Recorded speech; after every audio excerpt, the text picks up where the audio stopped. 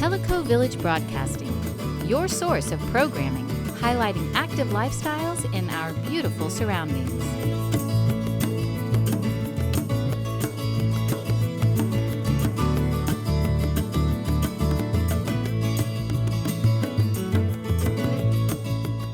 We're standing here on an empty lot at Food Lion, and there is soon, or will be soon, a sign erected saying, "Coming to Tellico Village, OurPlace Adult Day Center."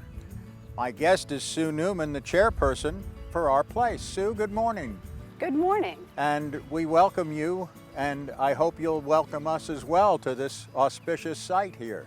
Thank you. Yes, absolutely. Thank you for having me. So this whole 5 acres of property here in front of Food Lion belongs to the Tellico Community Foundation. They received it as a gift last December, and they in turn offered 1 acre of that to OurPlace for our Adult Day Center. But it comes with a challenge. The challenge is this: we have 3 years in which to raise the money, build the center, and then get it licensed and open the doors and operate it as a licensed adult day center. If we can do that within 3 years, they will give us this 1 acre of property. Now, Sue, can you give us an explanation of just what the OurPlace Day Center will be? An adult day center is, it's a senior center, but is specifically for individuals with Alzheimer's and other forms of dementia. We know that starting at age 65, roughly 10% of the population will have Alzheimer's at some level. The Alzheimer's Foundation research has told us that. That number increases every year. So by the time somebody reaches 84, that number is up to 44%. Now, our population in Tellico Village is an average of 71 years of age, so we know that there are so many people out here who fall into the category of needing something like an adult day center. That's why we're going to do this. There are activities similar to an adult day camp, but they are specifically geared for individuals who have the Alzheimer's and dementia issues. Now, you mentioned Alzheimer's and dementia.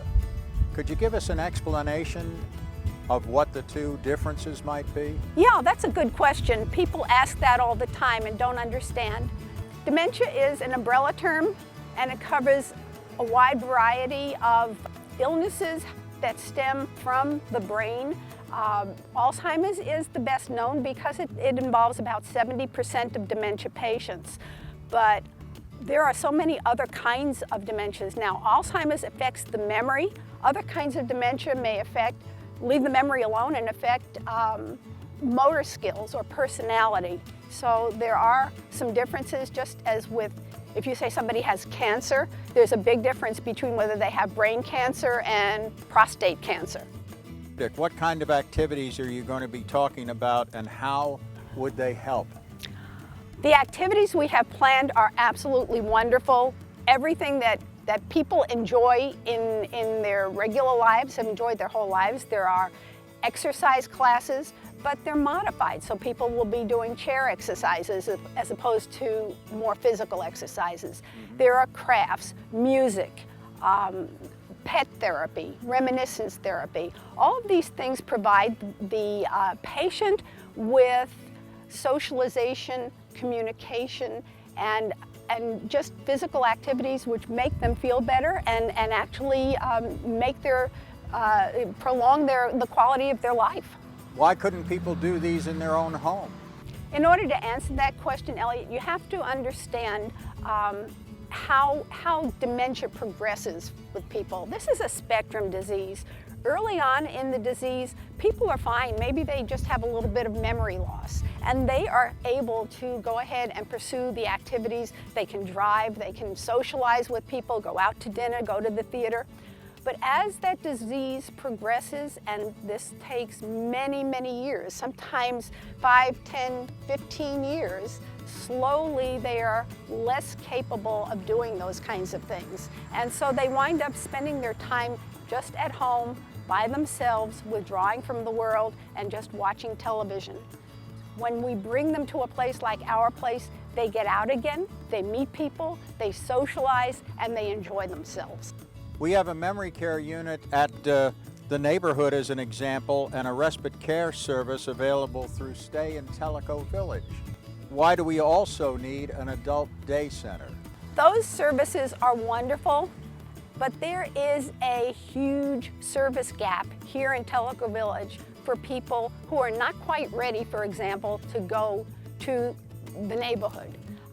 Those people are usually in the last year or two of their disease, whereas people who come to us are mild to moderate level dementia patients, and they can still do things. So we certainly want them to be active for all those many years of their lives. At the same time, there's a wonderful respite care program through Stay in Tellico Village, which is more geared to helping the caregiver. They come in for a few hours once a week so the caregiver can actually get away and enjoy themselves, but that's only a few hours once a week. We are here 5 days a week, every week, and give the caregiver and the patient a great deal more. Sue, why do you say that caregivers need more help? That is a big question, and in order to answer it, you have to understand what a caregiver of a dementia patient goes through as opposed to caregivers of someone who has just a sickness or an illness. For a dementia patient, they have to be a caregiver 24/7, day in and day out for years. They don't sleep at night. That's the time of day that for some reason the dementia people are wide awake, probably because they're sitting dozing in front of the television all day long. And they're so unpredictable, you never know what they're going to be doing at 4 o'clock in the morning. So the caregiver doesn't sleep. Even during the day, the caregiver can't even leave the house for 10-15 minutes to walk the dog or to run an errand, because in that period of time, the patient could wander off. They could decide to cook and set the house on fire. You just never know. So we need to help the caregivers as well as helping the patient. That kind of difficulty must be extremely hard to live with in terms of being a caregiver. How do you address that? Elliot, you are absolutely right. Caregivers have their own level of illnesses that they have to live with because of the stress of being a caregiver. A lot of times they have high blood pressure, stress, a depressed immune system, because all of this takes so much out of them. There's actually a disease that has been given the name of caregiver syndrome that talks of exactly these problems, and caregivers frequently will die before the person that they're taking care of. Sue, that's amazing. I've never heard of that before, that caregiver dying before the actual patient. So Sue, tell me exactly how OurPlace will help the caregivers. This is going to allow caregivers a block of time, 2 or 3 days a week.